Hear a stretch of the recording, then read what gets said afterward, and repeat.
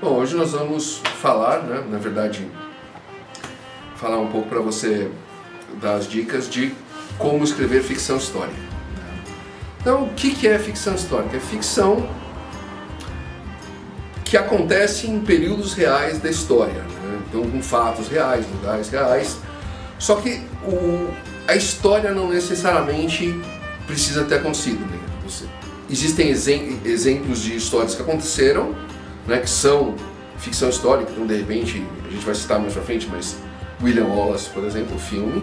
Mas você pode ter uma história, né, dentro de um período, ela é ficcional, mas ela acontece dentro de um período. Isso é muito interessante porque é um gênero muito popular. Tem muitos leitores, tanto que tem séries de TV, aí já vou até citar algumas, que fizeram muito sucesso porque muita gente gosta do gênero, né?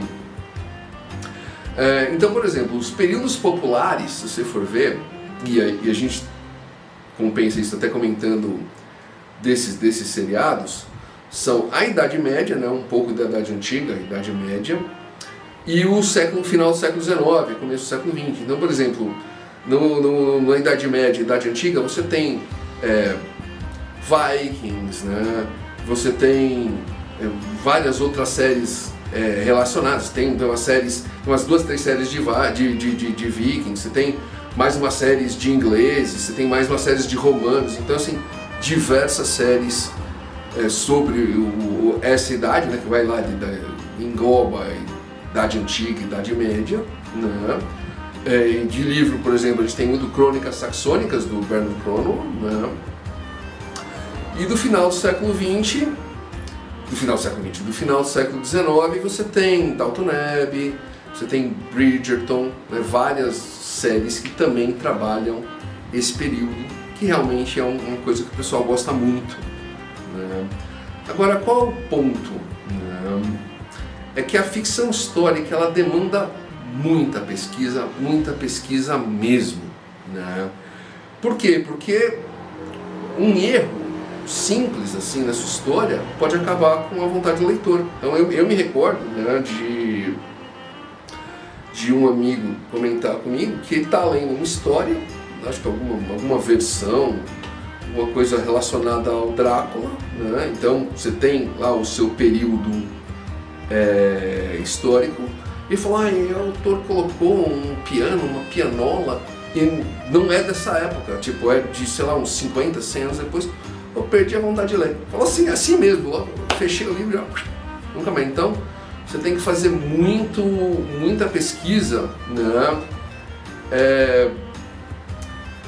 Porque os leitores são muito exigentes. Então, comida, como era, o que era, né? Inclusive, nós temos alguns artigos falando de comida na Idade Antiga para trabalhar na ficção, mas você pode trabalhar na ficção histórica também. Então, as pessoas tomavam banho, qual eram as roupas que eles usavam, né? Qual eram os costumes, né? Qual eram as comidas, né? Que pessoas famosas tinha na época. Então, você tem que colocar tudo isso dentro, porque é isso que também interessa, assim, o conceito da ficção histórica é exatamente essa, assim. A parte da ficção interessa, né, os leitores, mas a parte da história também interessa, né? Então você tem que pensar dos dois jeitos, né? Inclusive, você pode, de repente, né, como a gente comentou do William Wallace, fazer uma história baseada numa pessoa real. Nós vamos citar mais alguns do gênero, né? Mas você tem que tomar certos cuidados, né, com coisas que você pode ou não mudar dentro desse personagem, porque ele é real e o leitor pode não aceitar, né, essas mudanças também. Então é uma questão um tanto quanto sensível, né? Então, por exemplo, um exemplo clássico disso, né, é o livro O Nome da Rosa, né, em que ele coloca, inclusive no filme eles citam vagamente, mas no livro é trabalhado muito profundamente, assim, ele mostra muito. Então, o questionamento, né, da santidade da Maria, né, se Jesus possuía seus pertences, todo o conceito de vai ter fim do mundo, né? Todo o início ali da Inquisição, né? E algumas ordens que foram caçadas, né? Então tinha lá o Salvatore, né? Penitenciagite, então aí ele explica o que é. Então tudo isso é o que deixa a história interessante. Então é essa questão de ter muita pesquisa, né? Então, por exemplo, um outro ponto, né? Fala. Então, você vai fazer uma história do final do século XIX, quer dizer, o seu personagem não pode falar, né, com gírias, tem que tomar certo cuidado assim. E também você tem que tomar um certo cuidado porque o seu personagem também não pode falar como eles falavam lá no século XIX, né? Sabe, voice, né? Todas as coisas. Por quê? Porque deixa a leitura chata. Quer dizer, você fazer isso uma vez ou outra, tudo bem. Você usar um termo ou dois, tá beleza. Eu mesmo tentei ser bastante... assim, usar um pouco dessa linguagem mais... Quando eu escrevi uma fantasia que era meio arturiana, então do século IX, não sei o que, né, tentar, mas também sem exagero, porque senão ninguém vai querer ler, né, porque é muito chato, né, as pessoas às vezes nem conseguem saber aquilo. Você pega a Bíblia lá do século XVII, XVIII, você não consegue nem ler aquilo lá, né, você fala assim, é isso, né? Então é aquela coisa, você precisa ter verossimilhança, você precisa evitar a chatice. Então você tem que ter uma balança, né, entre essas duas coisas, né? E lembrando, aquela coisa de pesquisa de política, cenário econômico, né? Como era a vida na época que você pegou. Então, por exemplo, um exemplo clássico, assim, e pouca gente sabe disso, né? Que quando começou o automóvel, né, não, bem no comecinho ali, as pessoas tinham medo do automóvel. Imagina aquele negócio saindo fumaça, aquele bicho explode. Então não era, que legal, até automóvel, vou dar rolê. Não. Né, inclusive, eu lembro uma coisa que ninguém comenta, que assim, ficou trabalhando automóveis com vapor porque as pessoas não gostavam do cheiro da gasolina, né, da poluição da gasolina. Você fala assim, nossa, né? E isso terminou atrapalhando um pouco o desenvolvimento do motor. Então isso é história, tá? Isso não é ficção histórica. Então é uma coisa que você precisa colocar na sua ficção histórica, né? Pesquisar o combustível. Exatamente, pesquisar todos esses aspectos, né, e saber quando usá-los e quando não usá-los, né, para não ficar muito chato, como a gente falou, né, para fazer uma ficção histórica. Né? Então, por exemplo, agora dando mais exemplo, a gente já comentou do William Wallace, né?